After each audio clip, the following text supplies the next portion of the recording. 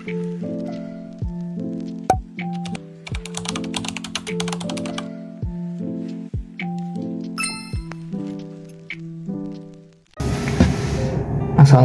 warahmatullahi wabarakatuh. Perkenalkan, nama saya Muhammad Excel Arya Satya. Halo semuanya, perkenalkan nama saya Dewi Nurani. Perkenalkan, nama saya Raffi Ardian Sarsen. Perkenalkan, nama saya Nabil Kezuran. Halo semuanya, aku Divisi Bersha. Halo, perkenalkan, nama saya Fatimah Zahra. Kali ini saya akan presentasikan tentang information privacy. Information privacy atau privasi informasi adalah hak individu atau organisasi untuk mengontrol pengumpulan, penggunaan, penyimpanan, dan distribusi informasi pribadi atau sensitif mereka. Konsep ini mencakup perlindungan data pribadi dan akses, penggunaan, atau pengungkapan tanpa izin oleh pihak. Aspek utama dalam information privacy ada pengumpulan data, penggunaan data, kontrol akses, keamanan data, dan transfer data. Di sini saya akan menjelaskan mengenai contoh kasus dalam konteks informasi privasi. Nah, contoh di sini mengenai tentang penggunaan belanja pada situs belanja online. Misalnya, ada seorang pengguna belanja online yang bernama Lina. Lina ini diminta untuk memberikan data informasinya berupa nama lengkap, alamat, nomor telepon, dan data kartu kredit dan sebagainya. Nah, keperluan data pribadi Lina akan digunakan untuk keperluan pengiriman barang yang dipesan pada aplikasi belanja online. Namun Lina sendiri ini tidak sepenuhnya paham tentang data tersebut akan digunakan untuk apa saja gitu. Bisa saja data Lina digunakan untuk keperluan yang tidak penting.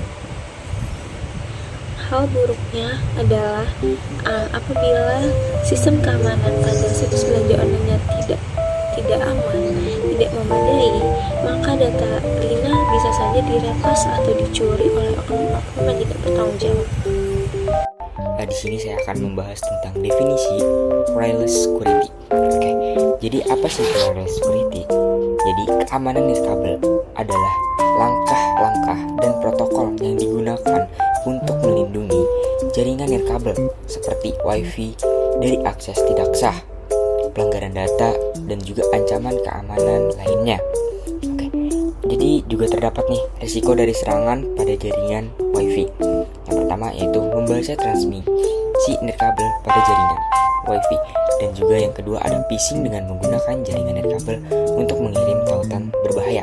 Di sini saya akan menjelaskan contoh kasus dalam konteks wireless security. Pelanggaran keamanan jaringan nirkabel di toko retail Target 2013. Pada tahun 2013, jaringan retail Target di Amerika Serikat mengalami salah satu pelanggaran keamanan data terbesar yang melibatkan mencuri informasi pribadi dan kartu kredit lebih dari 40 juta pelanggan. Serangan ini dimulai dari akses ke jaringan nirkabel mereka yang kemudian memungkinkan para peretas masuk lebih dalam ke sistem perusahaan. Proses serangan yang pertama ada akses dari vendor pihak ketiga. Yang kedua, eksploitasi kelemahan jaringan. Yang ketiga, kurangnya segregasi jaringan pelanggaran.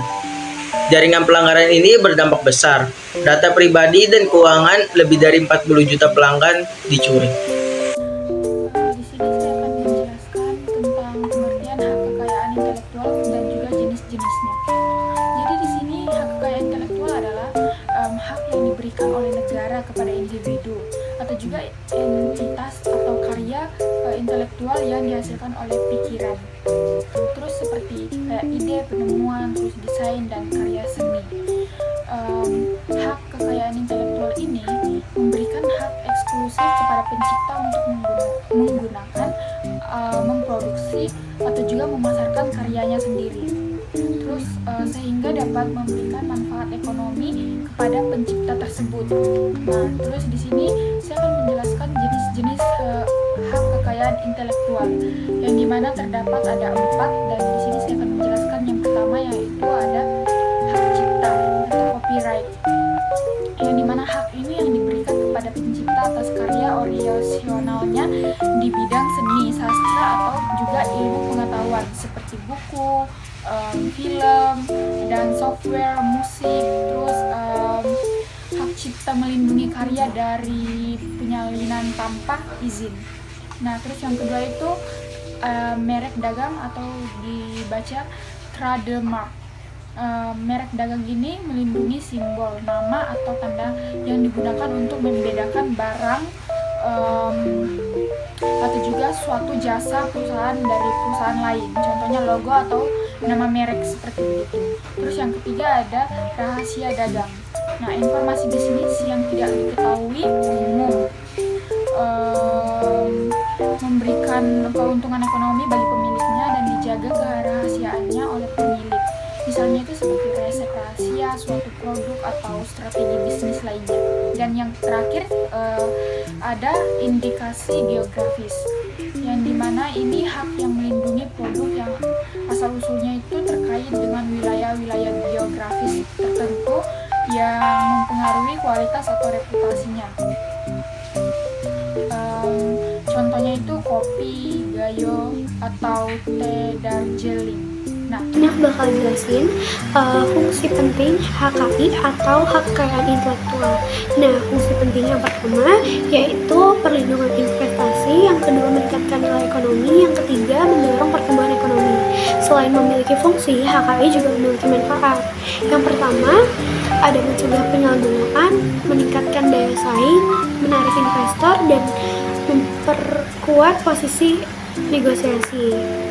Jadi, kesimpulan dari HKI memainkan peran penting dalam mendorong inovasi dan kreativitas dalam memberikan perlindungan hukum bagi karya atau ide orisinal. Dengan adanya HKI, pencipta dan penemu dapat memanfaatkan karya mereka dengan secara ekonomi dan terlindungi dan dari tindakan plagiarisme. Hai guys, jadi kalian udah dengar kan tadi tentang apa sih itu hak kekayaan intelektual. Nah, di sini aku akan bahas nih salah satu kasus di Indonesia tentang hak kekayaan intelektual. Yang aku ambil yaitu kasus pada batik. Mari kita bahas. Studi kasus perlindungan hak kekayaan intelektual pada batik. Batik adalah warisan budaya Indonesia yang sangat berharga. Sejak tahun 2009, batik telah diakui oleh UNESCO sebagai salah satu warisan budaya dunia. Namun, keberadaan batik ini sering terancam oleh tindakan penjiplakan yang dilakukan oleh pihak asing. Contoh kasusnya yaitu pada tahun 2011. Terjadi kasus di mana beberapa desainer asing mengklaim nih atas hak cipta terhadap motif-motif batik tradisional Indonesia, yang sebenarnya itu merupakan warisan budaya kita. Atas kasus ini, tindakan yang diambil untuk melindungi batik itu ada beberapa cara. Yang pertama, ada pendaftaran hak cipta, yaitu pemerintah mendorong para perajin untuk mendaftarkan karya batik mereka, sehingga terlindungi nih secara hukum. Yang kedua, ada kampanye kesadaran. Ada upaya sosialisasi yang luas untuk menyadarkan masyarakat akan pentingnya perlindungan batik sebagai kekayaan budaya. Yang ketiga, ada kerjasama internasional. Indonesia bekerja sama dengan berbagai pihak internasional agar batik tetap terlindungi di pasar global. Dan yang terakhir, ada tindakan hukum.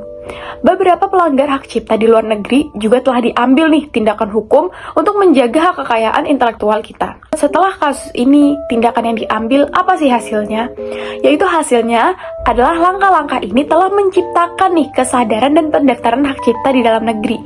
Selain itu, batik juga mendapatkan pengakuan internasional sebagai kekayaan intelektual Indonesia. Kesimpulan dari studi kasus ini yaitu perlindungan hak kekayaan intelektual sangat penting untuk menjaga keberlanjutan batik, terutama sebagai bagian dari ekonomi kreatif Indonesia. Ini bukan hanya soal budaya, tapi juga soal nilai ekonomi bagi bangsa kita. Terima kasih.